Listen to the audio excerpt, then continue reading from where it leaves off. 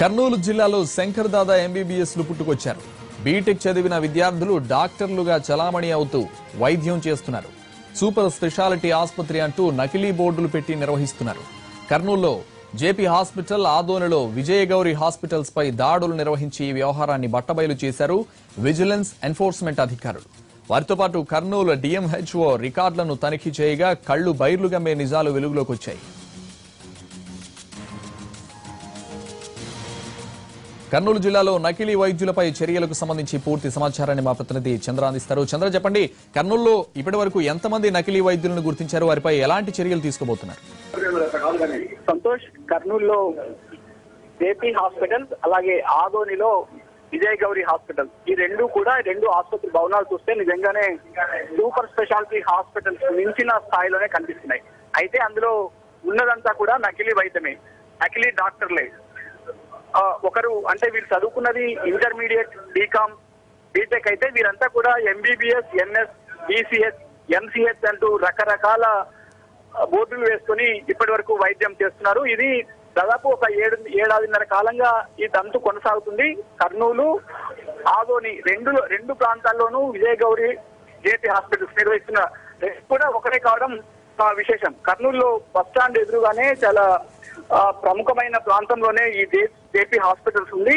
ఈ ఆసుపత్రిలో రఘు అనే అతను డాక్టర్ గౌతమ్ గా పేరు మార్చుకుని ఎంబీబీఎస్, ఎంఎస్ అనే బోర్డు పెట్టుకుని ఆయన వైద్యం చేస్తున్నారు. అలాగే ఆదోనిలో డాక్టర్ నాగేంద్ర ప్రసాద్ పేరుతో ఎంబీబీఎస్, ఎంఎస్ పేరుతో వైద్యం చేస్తున్నారు. అలాగే ఆదోనిలో జ్యోతి అనే మహిళ, అంటే వారి సమీప బంధువే ఇద్దరు కూడా, ఈమె చదివింది ఇంటర్మీడియట్, అయితే ఎంబీబీఎస్, డీసీఎస్ బోర్డు పెట్టుకుని వైద్యం చేస్తున్నారు. ఈ మొత్తం వ్యవహారం దాదాపు ఏడాదిన్నర కాలంగా కొనసాగుతుంది. కర్నూలులో ఉన్న జేపీ హాస్పిటల్స్ గతంలో గాయత్రి స్టేట్ సమీపంలో ఉండేది. అయితే ఈ మధ్య కాలంలోనే కొత్త బస్ స్టాండ్ కు దాన్ని బదిలీ చేశారు. అయితే ఈ రెండు హాస్పిటల్స్, ఈ జేపీ హాస్పిటల్స్ కు ప్రభుత్వ రిజిస్ట్రేషన్ కోసం దరఖాస్తు చేశారు. దానికి అనుమతి కూడా ఉంది. 15 రోజులకు దీన్ని ఇక్కడికి బదిలీ చేశారు. అయితే బదిలీ చేస్తే కూడా కొత్తగా దాన్ని రిజిస్టర్ చేసుకోవాలి, డిఎండిఎస్ అనుమతి కూడా తీసుకోవాల్సి ఉంది. ఈ వేటిని ఫాలో కాకుండా ఈ వైద్యం చదవని వైద్యులు ఇక్కడ వైద్యం కొనసాగిస్తున్నారు.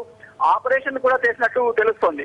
ఇక్కడ కొద్ది మంది నర్సుల్ని, ఇతర సిబ్బందిని నియమించుకొని ఎక్స్రే, స్కానింగ్ వంటి యంత్రాలను కూడా ఇక్కడ ఏర్పాటు చేసి ప్రజల ప్రాణాలతో చెలగాటమడుతున్నారు. ఈ మొత్తం వ్యవహారం విజిలెన్స్ అధికారులకు సమాచారం అందడంతో ఒక విజిలెన్స్ సిబ్బందినే ఒకరిని కర్నూలులోని జేపీ హాస్పిటల్స్ కు ట్రీట్మెంట్ కోసం పంపించారు. అతనికి ఏమాత్రం అనారోగ్యం లేకపోయినప్పటికీ కడుపులో పుండు ఉందంటూ స్కానింగ్ చేసి ఎక్స్రే తీసి పెద్ద ఎత్తున వైద్యం చేసేందుకు సిద్ధమవుతున్న నేపథ్యంలో విజిలెన్స్ అండ్ ఎన్ఫోర్స్ ఏఎస్పీ అలాగే సిబ్బంది, ఇన్స్పెక్టర్లు పెద్ద ఎత్తున దాడి చేసి ఆసుపత్రిని సీజ్ చేశారు. ప్రస్తుతం రెండు ప్రాంతాల్లో కూడా దాడులు కొనసాగుతున్నాయి. రికార్డులు సీజ్ చేశారు. కొన్నిటికైతే అనుమతి లేకుండానే నిర్వహిస్తున్న వ్యవహారం మొత్తం బట్టబయలైంది. Santosh, thank you Chandra.